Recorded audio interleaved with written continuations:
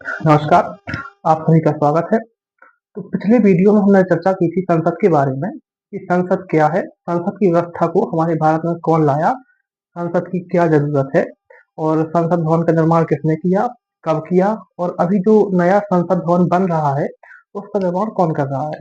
तो इतनी सब बातचीत हमने पिछले वीडियो में कर ली थी। अब आज की हमारी चर्चा का विषय है संसद के कार्य कि संसद कौन-कौन से कार्य करती है और कौन से समय में संसद द्वारा कौन से कार्य किए जाते हैं।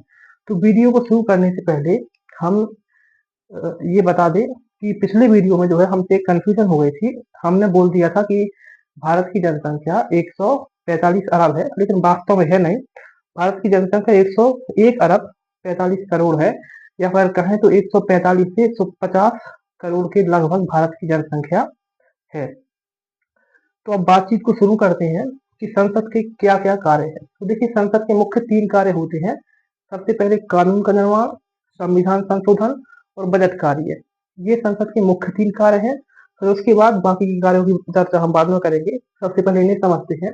देखिए संसद के कार्यों में सबसे फर्स्ट नंबर पर आता है कानूनों का निर्माण।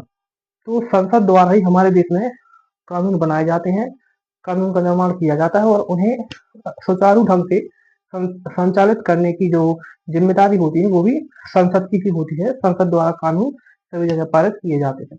इसके बाद आता है संविधान संशोधन। तो संविधान जो हमारे भारत का संविधान है, इसे भारतवासियों पर लागू करना और इसका सही ढंग से पालन हो रहा है या नहीं हो रहा है, ये ये सब देखना भी संसद का कार्य है, संसद का काम है।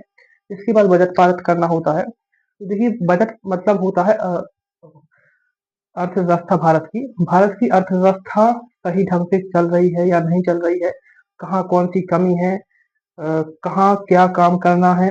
तो ये सब जो है भारत की अर्थव्यवस्था को सही ढंग से चलाने का काम भी संसद का होता है। तो ये तो हो गए संसद के मुख्य 3 कार्य। इसके बाद आता है निर्वाचन। देखिए निर्वाचन मतलब होता है हटाना।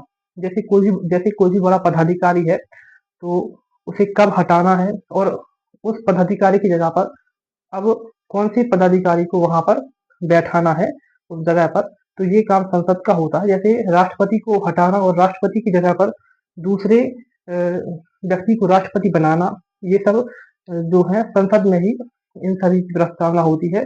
ये सब आदेश संसद से ही पारित किए जाते हैं। इसके बाद बात आती है संसद के और बाकी कार्यों की, जैसे संचार, परिवहन, बैंकिंग, रेलवे, उत्पाद शुल्क और क्रय शुल्क। इन्हें एक-एक करके समझेंगे कि संचार परिवहन क्या होता है। तो देखिए हम लोग जन्म से लेकर मृत्यु तक संचार और परिवहनों का उपयोग करते हैं। देखिए और आधुनिक युग में, आधुनिक काल में बिना संचार परिवहन के अभी जीवन की कल्पना नहीं की जा सकती है।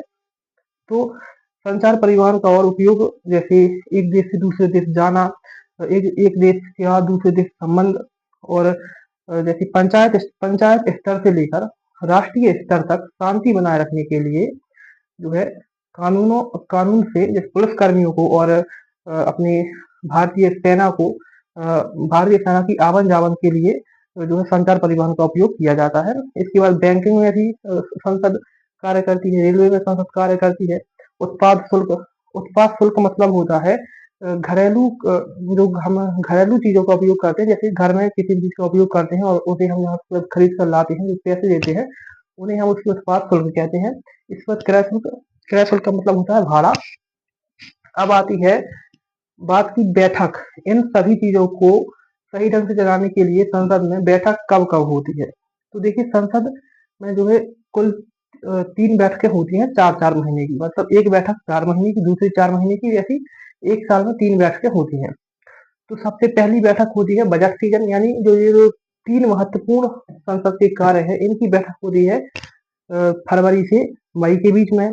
फिर उसके बाद और जो कार्य हैं उनकी बैठक होती है संसद में जुलाई से अगस्त। इसे हम मानसून सीजन भी कहते हैं। इसके बाद बाकी बचे का जो कार्य है उनकी बैठक होती है शीतकालीन बैठक, यानी सर्दियों की बैठक नवंबर से दिसंबर तक।